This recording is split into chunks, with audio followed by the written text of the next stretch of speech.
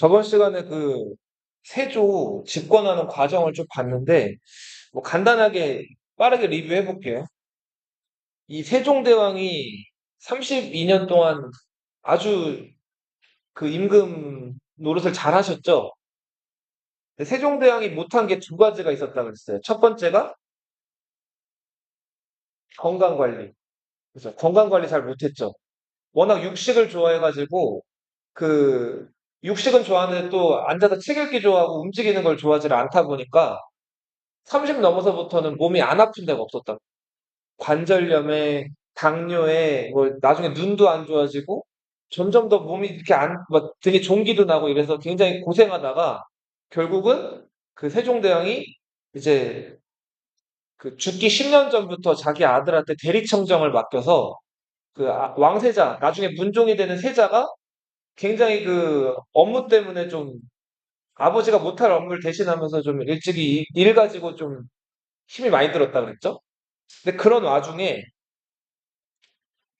세종이 또 잘못한 거 두 가지. 두 번째, 뭐가 있었죠? 그죠, 그죠. 자기 아들의 부인, 그러니까 며느리를 유교 사회이기 때문에 부모님이 빨리 와.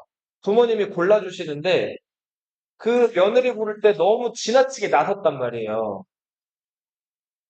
그래서 첫 번째 며느리 휘빈 김 씨를 골랐는데 이 휘빈 김 씨가 문종의 사랑을 못 받죠. 그래서 이런저런 행동들을 하다가 휘빈 김 씨가 궁 밖으로 쫓겨나요.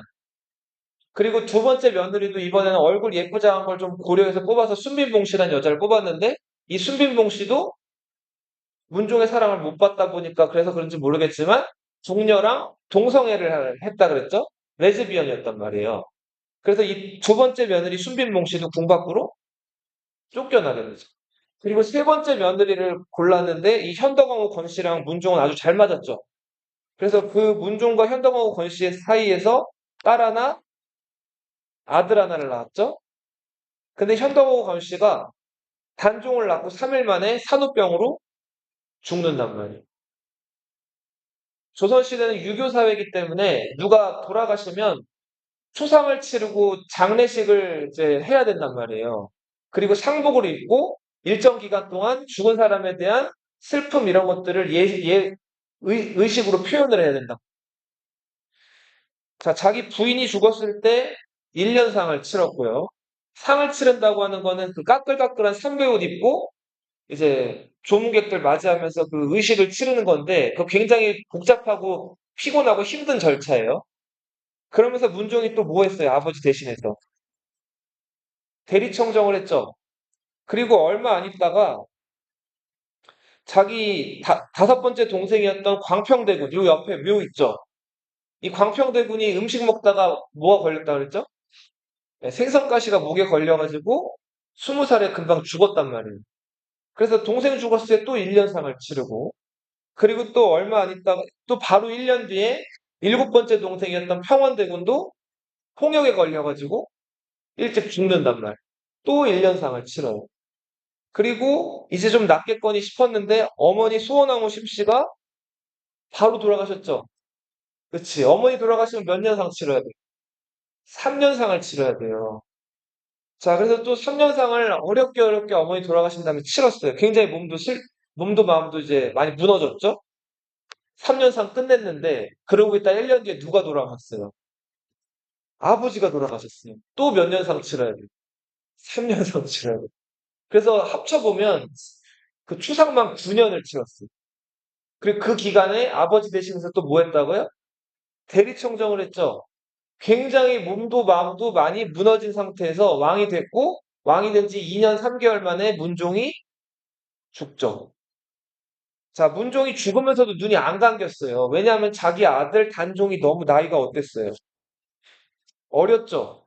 단종이 어린데다가 보통 이렇게 어린 왕이 즉위하면 왕실의 제일 큰 여자 어른들이 그 어린 왕을 지켜줘야 되는데 할머니 죽었죠? 엄마 단종 낳자마자 죽었죠? 그래서 지금 왕실에서 대비가 있어요, 없어요? 대비가 없죠. 그죠?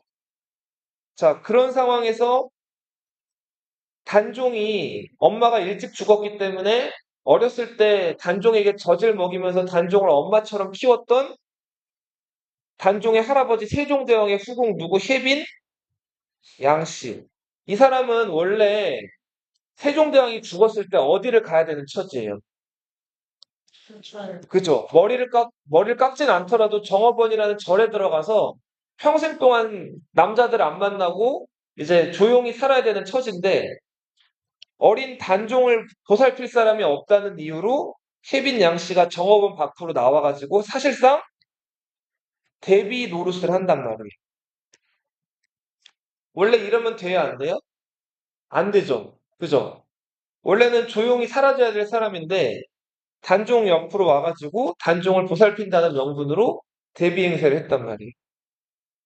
이게 굉장히 못마땅했던 사람이 있었죠. 문종의 바로 아래 동생 누구? 수양대군이었죠. 이 수양대군은 이게 굉장히 마음에 안 들었죠. 그리고 문종이 이거로도 마음이 안 놓여가지고 어린 단종을 부탁하면서 뛰어난 신하들한테 단종을 맡겼죠. 이렇게 임금이 어린 아들을 맡기는 신하들을 가리켜서 고명대신이라고 하죠. 이때 문종이 임명했던 고명대신으로 누가 있었죠? 영의정, 황보인과 좌의정, 김종서가 있었죠.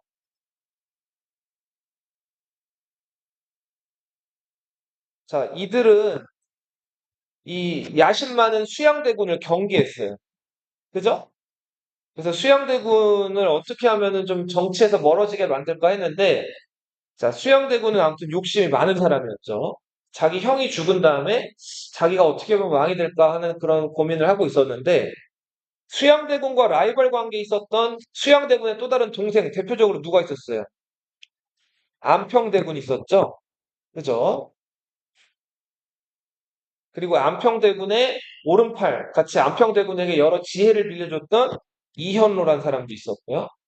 수양대군의 반대편에 있는 사람이죠. 그리고 단종이 가장 좋아했던 삼촌, 그죠? 금성대군이라고 해서 여섯째, 예. 문종의 여섯 번째 동생이었던 이 금성대군도 수양대군과 사이가 좋지 않았단 말이에요. 뭐, 당시 단종이 너무 어렸기 때문에 사람 어디 임명하고 이런 인사권을 행사하기에는 정보가 너무 부족했죠. 어떤 사람이 어떤 능력을 가지고 있는지를 알아야지 배치를 할 거 아니에요. 그죠? 이런 걸 잘 몰랐기 때문에 2조에서 인사자 명단을 올리면, 그죠? 김종서랑 황보인 같은 사람들이 먼저 인사자 명단에 올라온 3명 중에서 이 사람 괜찮습니다 하는 사람 이름 위에다 뭘 찍었어요? 노란 점을 찍었단 말이에요. 그러면 단종이 이거를 보고 노란 점 찍은 데 위에다가 뭘 찍었어요? 빨간 점을 찍었죠. 그러면 이 사람이 영의정이 되고 좌의정이 되는 거예요. 이조판서가 되고. 이렇게 빨간 점 떨어뜨리는 걸 뭐라고 한다 그랬죠? 낙점이라고 한다 그랬죠? 그 낙점하기 전에 먼저 김종서나 황보인 같은 고명 대신들이 뭐 했다고요? 노란색을 찍는 황표정사 했다 그랬죠? 인사권이 왕에게 있는 거예요? 신하들에게 있는 거예요? 신하들에게 있는 거죠. 그죠? 그리고 당시 이 왕의 아들들, 대군들은 원칙적으로 정치 참여가 허용이 됐어요? 제한돼 있었어요? 제한돼 있었어요. 대표적으로 이 대군들은 조선시대 유일한 출세길이 뭐죠? 무슨 시험을 봐야 되죠? 과거 시험을 봐야지 거슬에 나갈 수가 있잖아요. 이 대군들은 과거 시험 응시가 원칙적으로 금지돼 있어요. 자, 그래서 왕자로 태어나서 왕이 되지 못하면은 평생 뭐 능력이 있건 어쩌건 간에 그냥 그 대군 자리만 가지고 나라에서 나오는 그냥 돈만 받아 먹으면서 아무 일도 할 수가 없이 그냥 사는 거예요. 그러다가 역모에 휘말릴 수도 있는 그런 게 이제 대군들 왕자들의 삶이었는데 그래도 너무 이거 좀 안 됐잖아요. 그래서 일부 왕자들한테 조그만 권리를 하나 준 게 분경이라는 거죠. 분경. 분경이 뭐였죠? 어, 그죠. 이 왕자들 집에 그 저 뇌물 같은 것들 조금 가져다 바치면은 이 왕자들이 높은 관직은 아니더라도 뭐 9급 공무원이나 8급 공무원 같이 조금 낮은 핑계의 관직들을 그 뇌물 받은 사람, 뇌물 준 사람들한테 그 관직을 줄 수 있는 권리예요. 그러니까 왕자들이 아무런 정치 참여도 못하니까 그 이런 권리라도 좀 준 거란 말이에요. 근데 이거 원칙적으로는 올바른 거예요, 올바르지 않은 거예요? 올바르지 않은 거죠. 이거 소위 말하는 뇌물이고 청탁이고 이렇게 안 좋은 것들이죠. 자, 근데 수양대군 집에 이 분경을 하러 사람들이 많이 오니까 김종서 황보인 같은 이 고명 대신들이 수양대군의 길을 꺾으려고 분경을 어떻게 했어요? 금지시켰죠. 수양대군은 이것도 기분이 많이 나빴어요. 그러면서도 한편으로는 뭔가 큰 일을 저지르려면 주변에 도와주는 사람이 있어야 되잖아요. 그래서 주변에 사람들을 키우기 시작했죠. 자, 대표적인 인물이 권람이라는 사람이 있었어요. 이 권람은 권근의 손자예요. 권근은 태종 이방원의 오른팔이었던 개국공신이고 아주 뛰어난 인물이었는데 이 권람은 할아버지나 집안은 좋은데 과거 시험에 30대 후반들이 되도록 합격을 못하고 있는 그런 사람이었어요. 권람의 별명, 수양대군 집에 한번 이제 문객으로 초대를 받아서 오면 자기 집에 가요, 안 가요? 안 가요. 수양대군이 손님들 맞이하기 위해서 밥이랑 국을 내놓으면 그 국이 식을 때까지 수양대군 집에 죽치고 앉아가지고 수다 떨고 놀았던 사람. 찰한, 숙갱자 써가지고 이 권람의 별명이 뭐였다고요? 한갱랑이었죠? 그죠? 그러니까 어떻게 보면 할 일 없는 그런 사람이었고, 권람의 또 베프, 누가 있었죠? 한명회라는 사람이 있었죠? 이 한명회는 역시 마찬가지로 개국공신 한상질의 손자였어요. 집안은 좋아요. 근데 자기 친구 권람이랑 마찬가지로 과거 시험에 합격을 하고 있었어요? 못하고 있었어요? 못하고 있었죠. 한명회의 특징이라고 한다면 엄마 뱃속에서 10달을 있어야 되는데 뭐가 급해서 그런지 모르겠지만 몇 달 만에 나왔다 그래요? 3달이 진짜. 7달 만에 엄마 뱃속 밖에 백과로 나왔다 그랬죠. 그쵸. 많이 미숙하죠. 그래서 별명이 뭐였다? 실삭동이었다 그랬죠. 근데 어떻게 그래도 목숨을 건져서 커서는 굉장히 덩치도 큰 사내로 컸는데 문제는 과거 시험에 합격을 못하고 있었어요. 이 한 명에는 과거 시험 합격을 못하니까 그냥 집안은 좋으니까 집안 백으로 그 하위직 공무원에 나가서 일하고 있었는데 뭘 하고 있었죠? 그쵸. 경덕궁이 진짜 궁궐이었어요?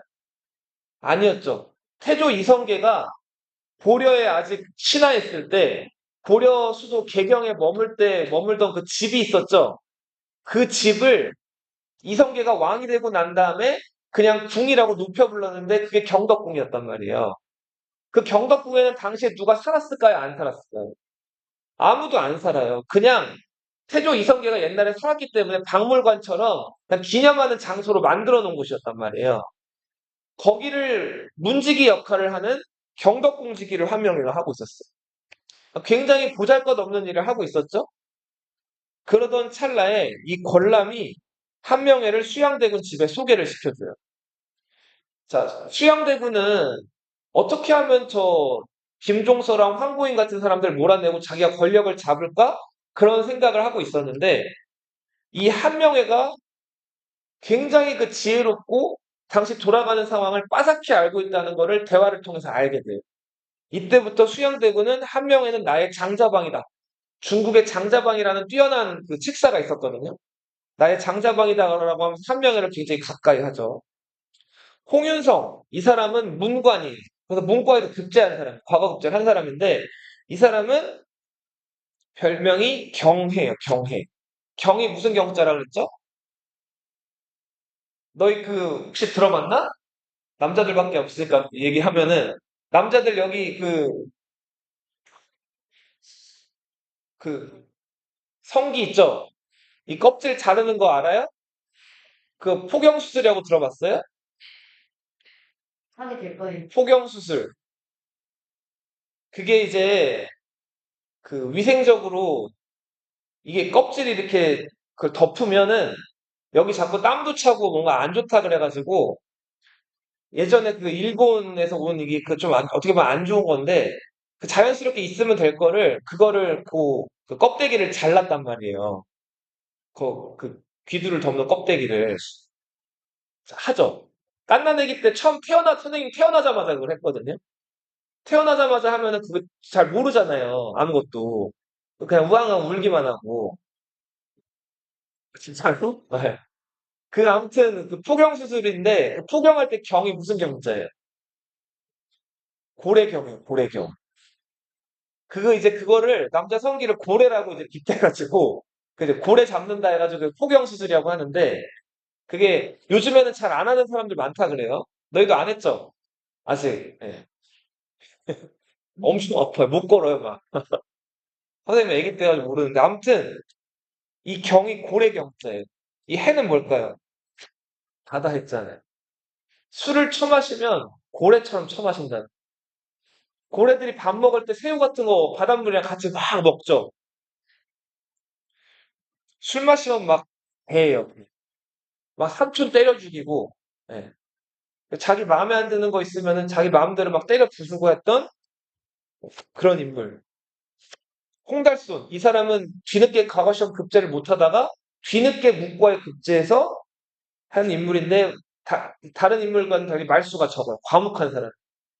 근데 이 홍달순이 기후정난 직전에 뭐를 담당하냐면 그 서울 그러니까 한양이죠.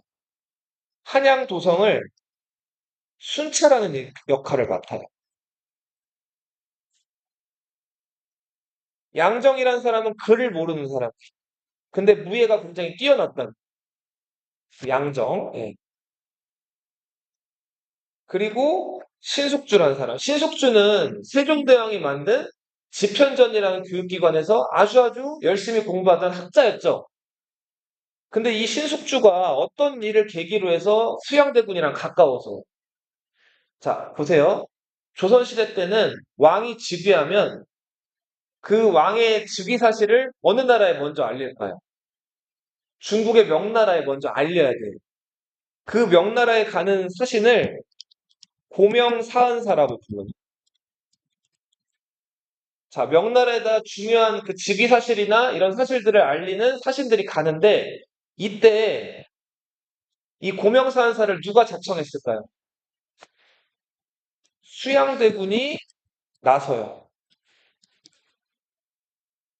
자, 수양대군이 나서면서 당시 학문적으로 뛰어나고 한 사람이 이 수양대군을 동행해야 되는데 수양대군이 픽한 사람이 누구였을까요? 신숙주를 고르죠.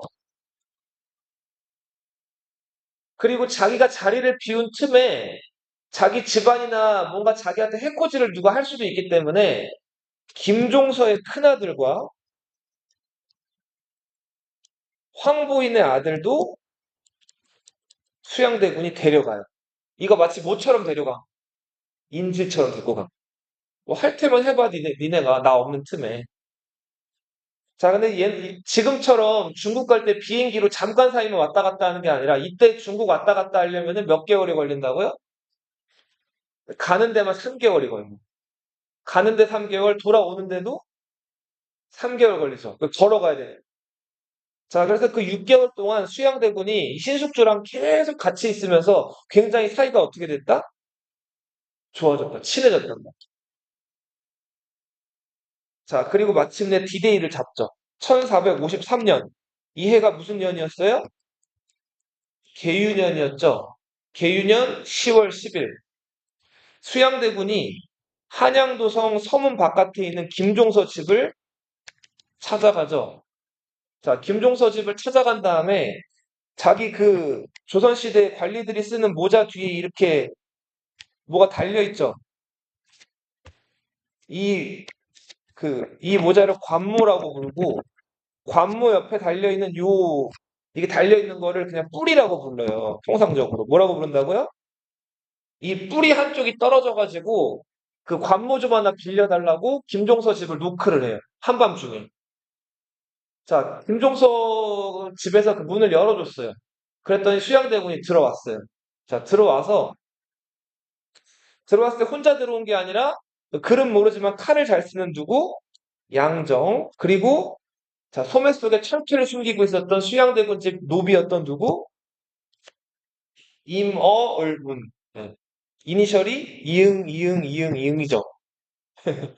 자, 이 임어울룬이 같이 들어오죠. 그 다음에 수양대군이 전달할 편지가 있다고 하면서 그 임금님이 전해준 편지라고 하면서 김종서한테 그 편지를 전해주죠. 김종서가 지금 밤이기도 하고 잘 안 보이기도 하니까 안으로 들어오시라고 하는데 수양대군이 김종서 안방으로 들어가야 안 들어가요? 안 들어가죠. 그리고는 지금 달이 밝으니까 저 달빛에 급한 일이니까 달빛에 편지를 비춰보라고 한다. 그래서 김종서가 수양대군 근처로 가서 편지를 받은 다음에 편지를 달빛에 들어서 보죠. 자, 이 김종서가 자기 아들이랑 멀어졌을 때, 그리고 이 두 팔을 이렇게 들어 올렸을 때 약점이 생겼죠. 자, 이때 임어을군이 소매 속에 숨기고 있던 철퇴를 꺼내가지고 누구를 내리쳤어요? 김종서 뒤통수를 내려쳤죠. 그죠? 그리고 큰아들 김승규가 아버지하고 달려드니까 양정이 칼로 김승규를 찔러버렸죠. 자, 됐다. 이제 수양대군이 바로 한양 도성 안으로 들어가죠. 그 다음에 홍달손. 홍달손이 아까 뭐 하는 사람이라고 그랬죠? 한양 순찰하는 일을 맡고 있었다 그랬죠. 묵과의 급제한단. 홍달손을 시켜가지고 그 한양 도성 과대문 문을 다 어떻게 해버렸어? 다 닫아버려요. 왜 닫았을까요? 김종서가 만약에 도성 안으로 들어와서 이 병조에 가거나 아니면은 그 도성을 수비하는 군인들한테 명령을 내리면 김종서가 4군 6직 개척의 또 영웅이기도 하고 군대 내에서 입김이 셌기 때문에 잘못하면은 김종서가 그 수양대군을 칠 수도 있죠. 그죠? 그러니까 김종서를 무력화시키기 위해서 한양 도성문을 다 닫은 거예요. 그 다음에 바로 어디를 찾아갔어요, 수양대군이? 단종의 누나였던 경혜공주 집을 찾아가죠. 단종이 이 당시에 자기 누나 경혜공주 집에 있었단 말이에요. 그리고는 단종한테 보고를 올리죠. 김종서가 안평대군이나 이런 사람들과 모의를 해가지고 역적 모의를 했다는 거예요. 자, 그러니까 이 김종서가 역적 모의를 꾀해가지고 내가 김종서를 지금 제거하고 지금 단종한테 왔으니까 이 역적 모의에 가담한 사람들을 모두 죽여야 됩니다라고 단종에게 얘기를 해요.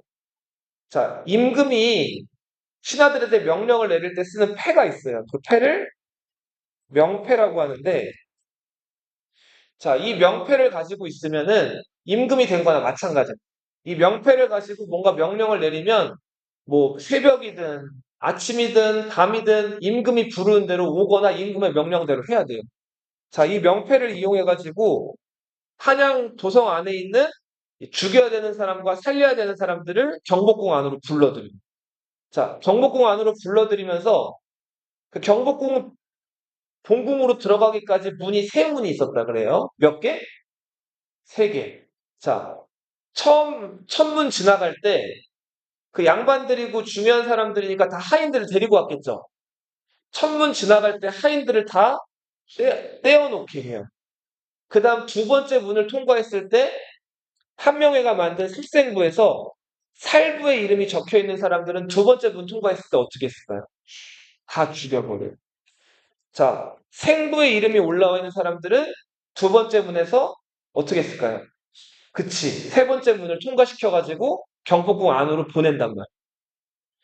자, 그래서 그 1453년 10월 10일 이 하룻밤 사이에 김종서 관련된 사람들이 다 죽임을 당해요. 안평대군은 잡혀왔다가 강화도로 유배 갔다가 뭐를 마실까요? 사약을 마시게 되죠. 자, 이 1453년 하룻밤의 쿠데타 이거를 계유 정난이라고 불러요. 여기서 정자는 편안히 할 정이에요. 네. 나는 무슨 날짜일까요? 난. 어떤 날짜일까요, 이게? 반란할 때란? 계란?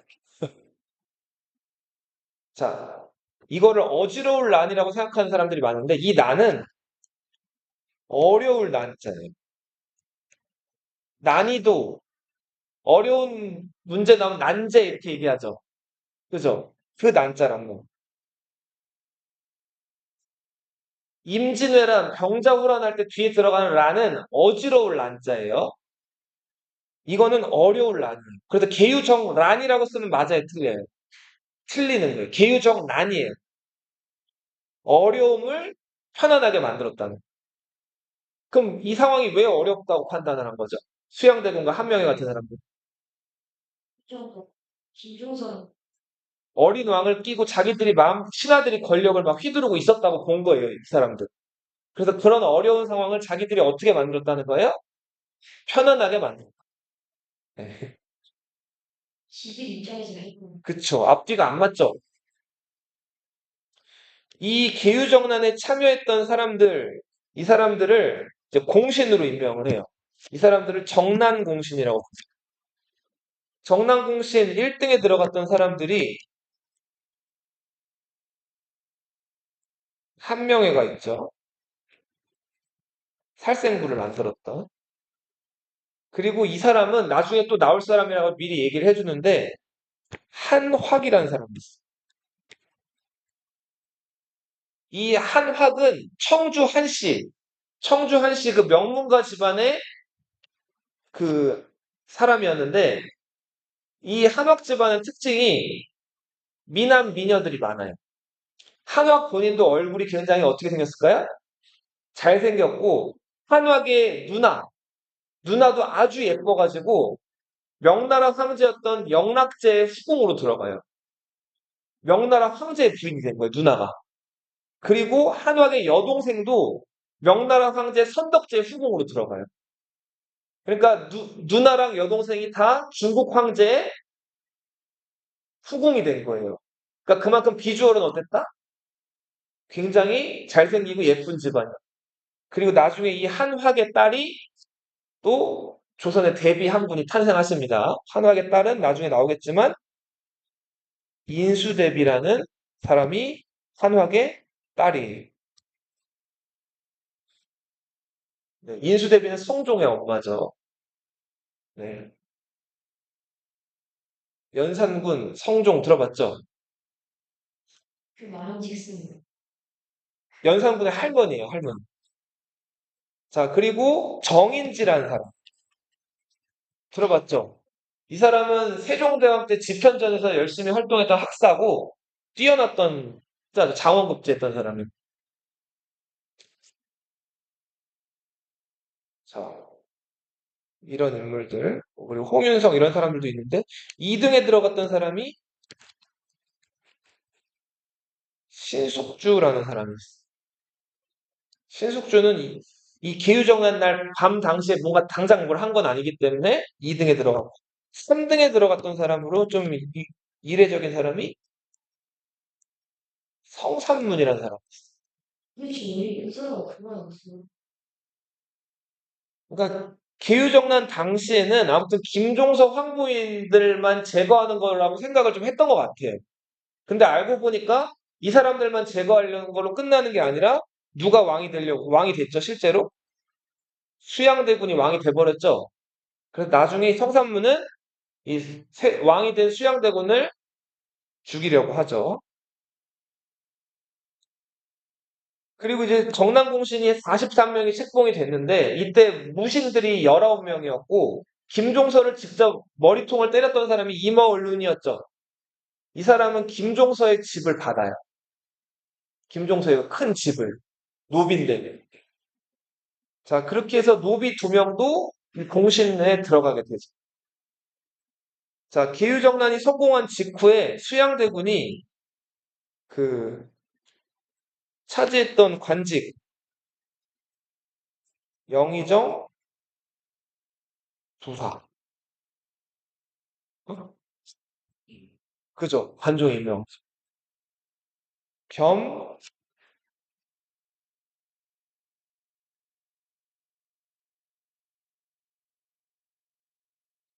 서운관 경연사. 겸 편의 병조사. 요거 한번 얘기해보면 영의정은 관직 중에서 어떤 관직이에요? 제일 높은 관직이죠. 그죠? 서운관 경연사는 경연이 뭐 하는 거죠? 그쵸? 토론하는 거죠. 그 토론하는 것에서 그걸 토론을 주도하는 사람이란 말이에요. 임금과 토론하는 그 경연 자리를. 자, 한, 이병조사. 이조, 병조 뭔지 알죠? 이조는 뭐 하는 부서예요? 인사권 담당하는 거죠. 이 사람 여기 배치하고 이 사람 저기 배치하고. 병조는 뭐 하는 곳이죠? 증사 관련된 거죠. 그죠? 거기에 최고 우두머리를 뭐라고 불러요? 판서라고 부르죠. 이조 판서, 병조 판서를 같이 한다는 거예요. 조선시대 전무후무예요. 이전에도 없었고 이후에도 없었고 신하가 가질 수 있는 관직 중에서 어떤 관직이에요? 제일 높은 관직. 그 다음 며칠 뒤에 플러스 중회, 병마, 도통사까지 겸직을 해요. 자, 문제는 지금 수도는 장악을 했는데 지방군들도 문제가 될 수가 있죠. 지방군이 만약에 그 수양대군을 역적이라고 얘기하고 지방군대가 만약에 수도로 올라오게 되면 위험해질 수가 있죠. 세조가 수양대군이. 그래서 지방군들도 임명할 수 있는 그 미친 권력을 가지게 되죠. 자, 그리고 이 기후정난이 일어난 직후에 이제 대대적인 그 김종서 사람들 내보내고 수양대군 사람들로 임명을 하는데 이징옥이라는 사람이 있었어요. 이 사람은 함경도에 있던 관찰사였어요. 이징옥. 자, 우리 함경도는 김종서랑 연관이 깊은 곳이죠. 김종서가 세종대왕 때 뭘 개척했죠? 육진을 개척했죠. 그 육진이 함경도 그 여진족들이 있는 데 있었단 말이에요. 이징옥은 김종서가랑 굉장히 관계가 깊은 사람이었어요. 그러니까 수양대군 입장에서는 이 이징옥이 지방에서 군대를 가지고 있으면 돼요, 안 돼요? 안 되죠. 그래서 이징옥을 박호문이라는 사람이랑 교체를 해요. 이징옥을 파면시키고. 근데 이징옥이 수도에서 지금 김종서가 제거됐다는 얘기를 듣고 박호문이 오자 박호문을 어떻게 했을까요? 죽여버리죠. 그리고는 자기 부하들이랑 반란을 일으켜. 이게 무슨 난이에요? 이징옥의 난이에요. 근데 이징옥의 난은 얼마 못 가가지고 이징옥 부하들이 수양대군 쪽으로 줄을 서요. 그래서 이징옥을 어떻게 해버렸을까요? 제거한다.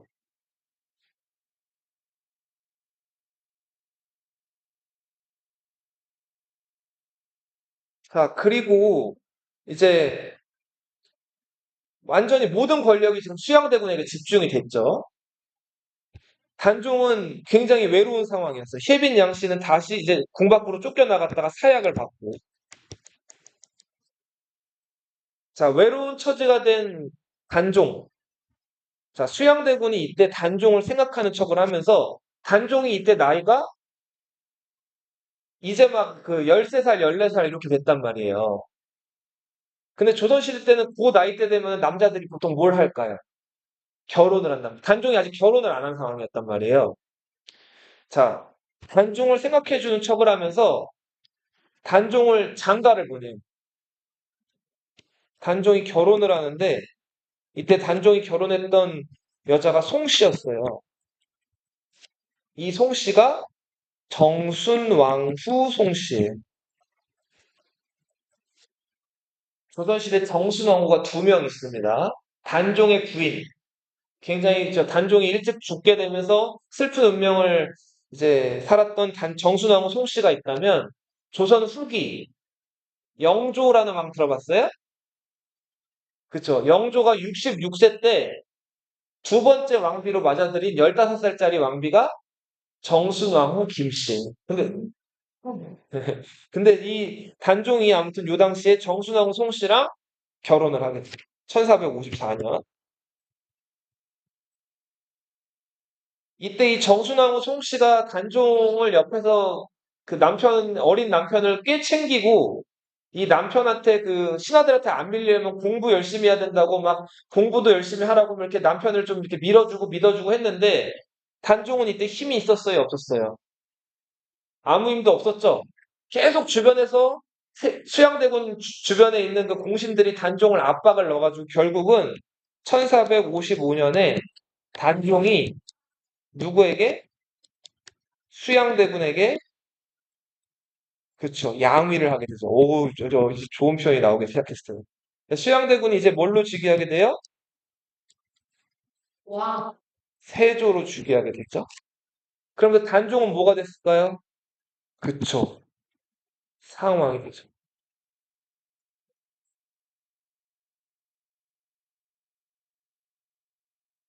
자, 이때 단종이가 원래 옥새, 왕을 상징하는 도장은 누가 가지고 있어요? 왕이 가지고 있죠. 이 도장을 이제 상왕이 됐으니까 세조에게 넘겨줘야 되죠. 그때 왕이 가지고 있는 그 옥새를 단종의 옥새를 세조에게 넘겨줬던 사람이 누굴까요? 성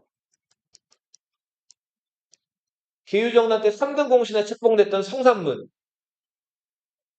성산문이 이때 야사에 의하면은 이 옥새를 전달해주고 나서 막 펑펑 울었다고 하죠. 네.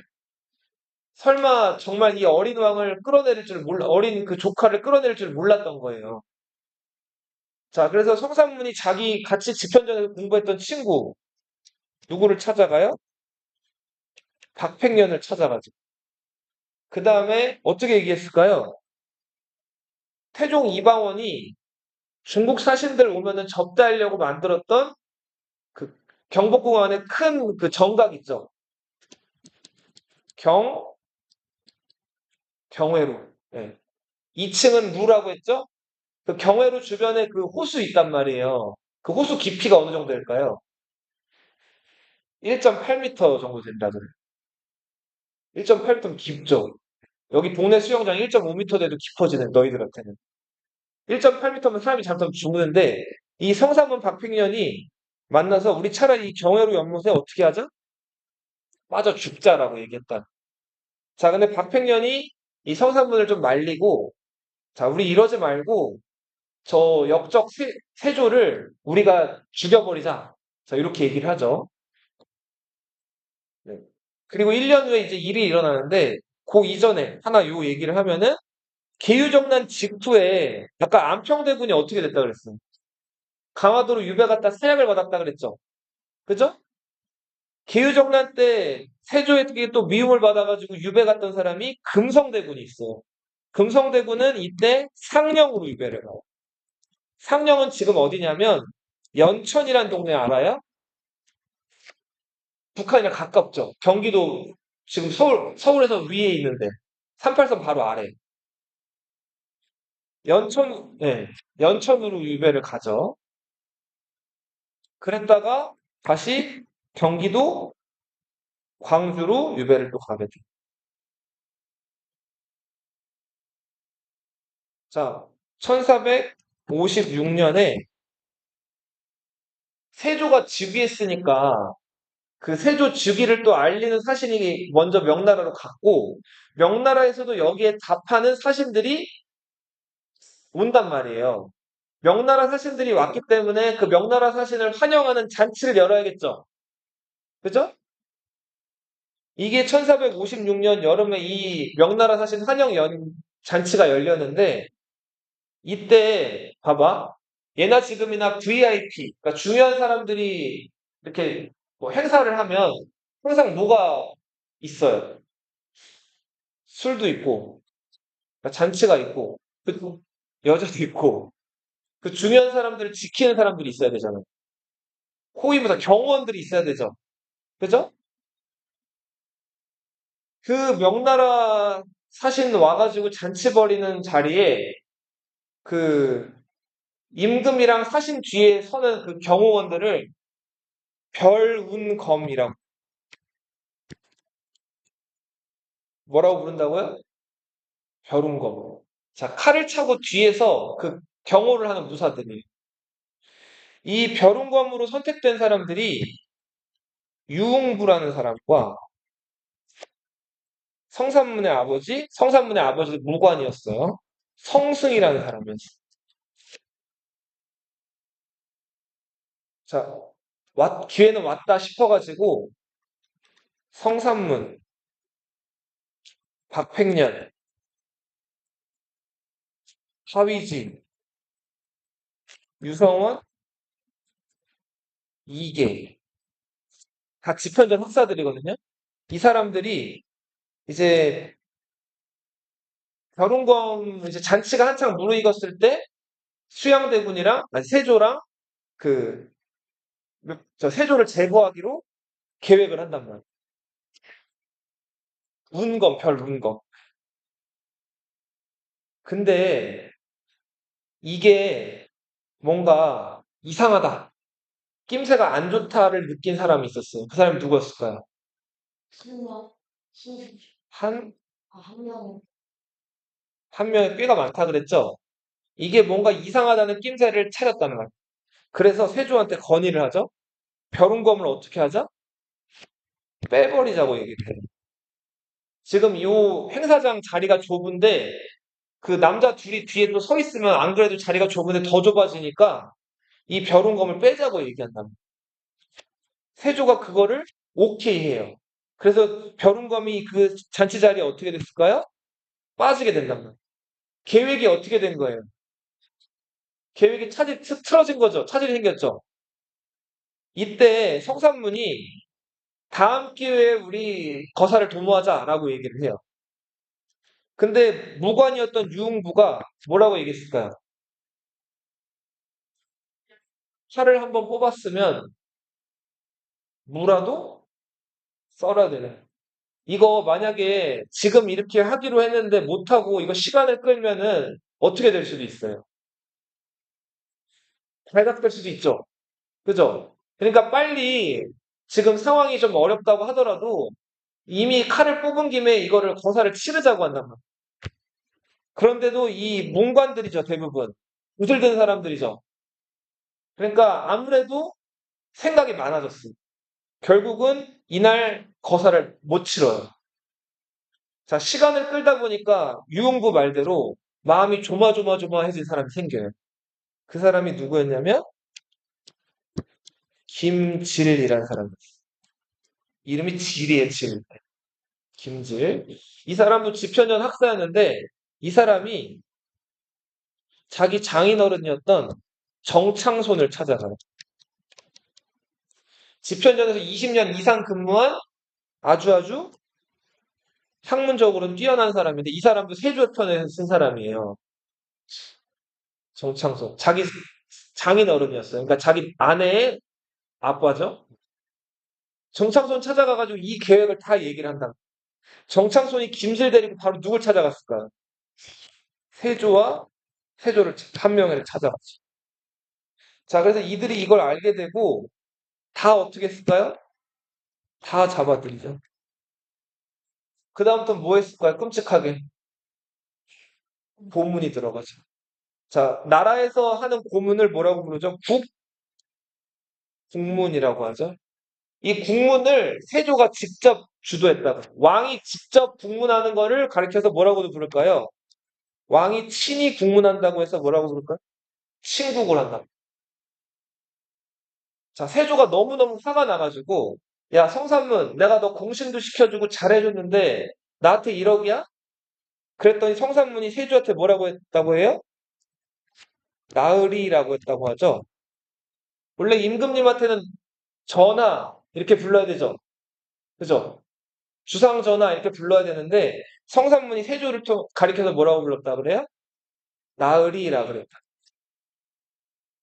자, 세조가 화가 나가지고 성산문을 더 괴롭히고 고문하라고 했는데, 고문하다가 주리를 틀다가 다리가 부러졌다. 그리고 쇠를 달군 그 인두를 막 이런 살에다 지지는데도 성산문은 표정 하나 바뀌지 않고 오히려 태연하게 웃으면서 이 세조를 꾸짖었다고 하죠.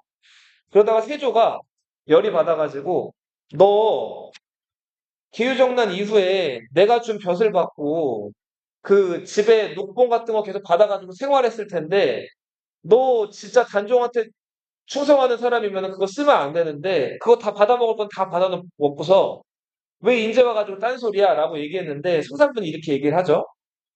우리 집 가보세요. 그 나으리가 준 그 쌀이나 녹봉 같은 거 내가 하나도 안 쓰고 다 집에 복원해 놨다는 거예요. 그래서 진짜 성산문 집에 가봤더니 세조가 준 쌀을 성산문이 일도 안 먹었다고 하죠. 박팽년 차례가 됐어요. 박팽년은 거사 당시에 충청도 관찰사였어요. 지금으로 치면 충청도지사예요. 충청도지사다 보니까 왕한테 이거저거 보고를 올리겠죠. 자, 봐봐. 신하가 임금한테 보고 올릴 때 보고서에다 뭐라고 쓸까요?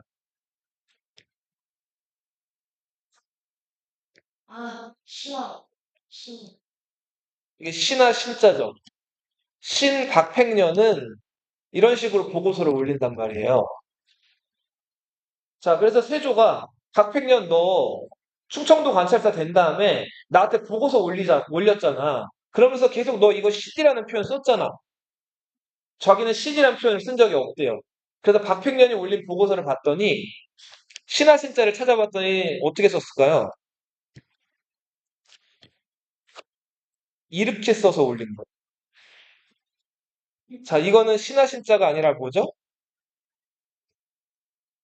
클 거쩌죠. 이런 식으로 신하 신자를 안 써서 자기가 세조의 신하가 아니라는 거를 명확하게 했다고 하죠. 결국 유흥부, 성산문, 박팽년, 하위지, 유성원, 이계 이 6명의 신하들은 끔찍하게 고문받다가 다 어떻게 됐어요?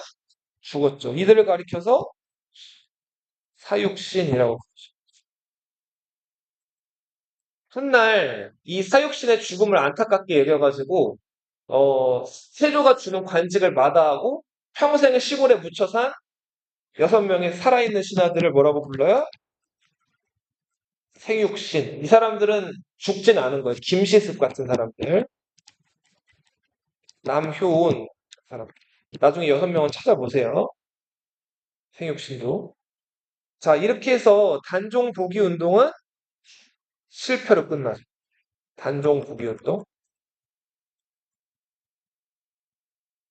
1457년. 자, 이제 단종은 이때 단종 복위 운동이 실패한 다음에 상황이었다가 뭘로 강등이 됐을까요? 노산군으로 강등이. 정순왕후 송씨도 한때 대비였죠? 상황의 부인이니까. 그랬다가 뭘로 됐을까요? 군부인으로 강등이 돼. 그리고 노산군은 유배를 가죠. 어디로 유배 가죠? 강화도? 아닌데? 래프팅 유명한데. 강원도에 어디? 영월로 유배. 영월에 그 동강이 흐르면서 섬같이 있는 곳, 청령포라는 곳으로 유배 가죠.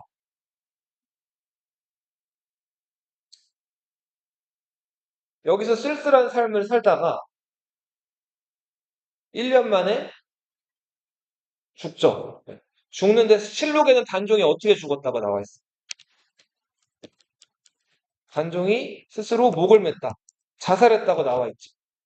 근데 야사나 아마 대부분 역사학자들이 추측하기로는 자살이 아니라 사약을 내렸거나 아니면은 그 단종이 그 방 안에 있을 때 그 황심이 그 왕가사는 남자 봤어요? 안 봤나요? 그 황시위 활이 이렇게 나무로 되어 있는 시위가 있죠. 그걸로 이제 단종 목을 이렇게 졸라가지고 예, 죽였다.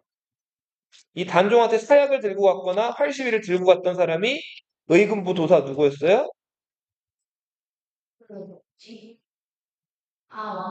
왕방현이라는 사람이었죠. 단종이 죽은 다음에 단종의 시체가 버려져 있었는데 이거를 영월의 후장이었던 누구? 그쵸, 유해신 누구예요?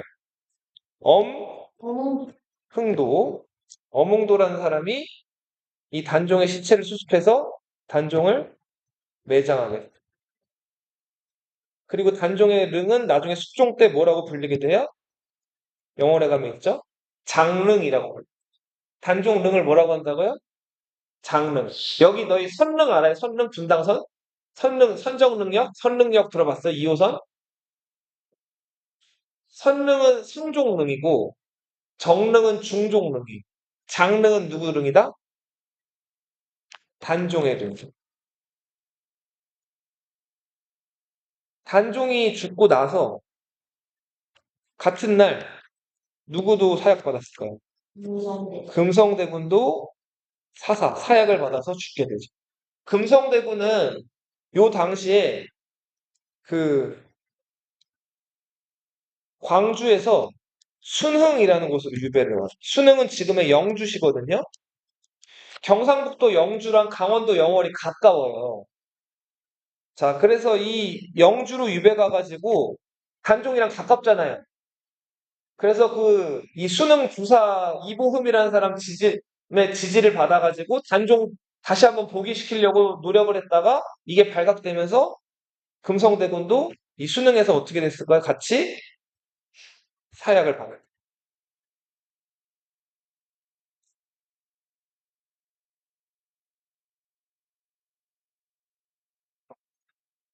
그리고 정순왕후 송씨, 이제 노산 군부인으로 강등된 송씨는 이제 단종이랑 한양에서 헤어진 다음에 그 염색업을 하면서 굉장히 좀 어렵게 살았다.